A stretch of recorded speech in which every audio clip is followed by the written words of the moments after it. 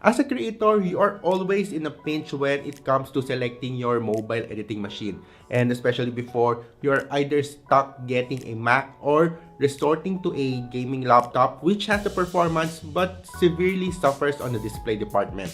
But that changes now with the ASUS ProArt Studiobook 16 OLED.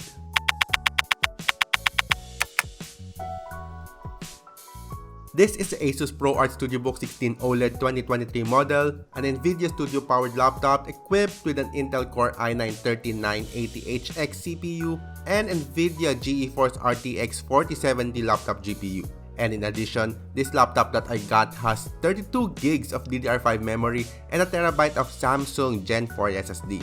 This year's model had a slight design change, especially noticeable in the hinge area of the laptop. The entire laptop still invokes a conservative design wherein you can only see the ProArt logo on the middle of the lid. And on top of that, the laptop itself feels really durable. You wouldn't feel any flex or wobble both in its body and its lid. But the trade-off for this durability is its weight, as it weighs in at 2.4 kg, similar to its previous model.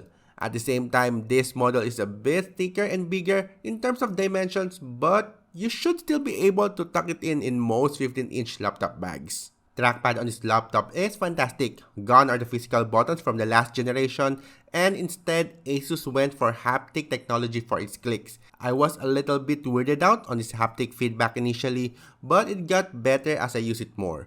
It also has stylus support and should come with your Studiobook, but since this is a review unit, the stylus was not included, which is quite a bummer to be honest.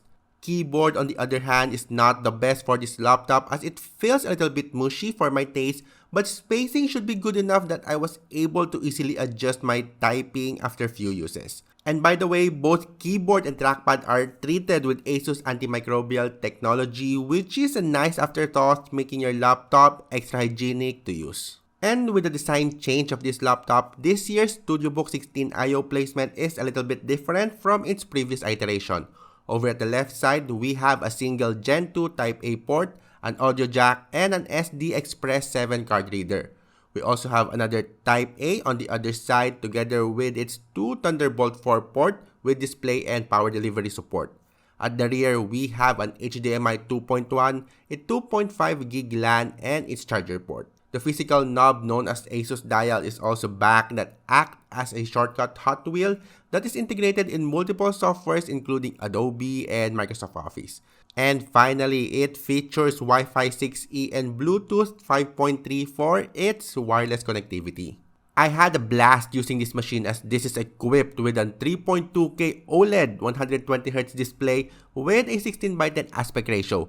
And for individuals that is serious on having color accurate work, then this is also perfect for you as this is validated both by Pantone and Calman. And my calibration tool measured 100% sRGB, 96% Adobe RGB, and 100% P3 with the max brightness of 365 nits.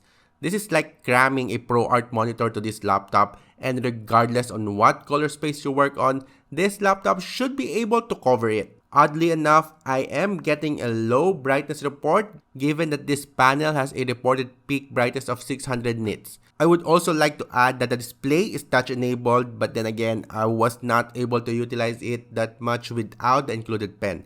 I also noticed that you cannot fully lay it flat due to its rear protrusion, which could be a minor inconvenience for some. A great display is just one part of a creator's requirement, and you cannot call it a creator laptop without a powerful hardware with good software support. And this Studiobook 16 OLED is definitely one of the fastest out there and is a league of its own as compared to other laptops that I previously tested. Comparing to last generation's Core i9 model, we are getting around 20 to 40% difference, and given its updated thermal design and better power envelope, this laptop boosted much longer as compared to the Strix G16 that I tested a few months back, giving us better performance even on the same generation of CPU.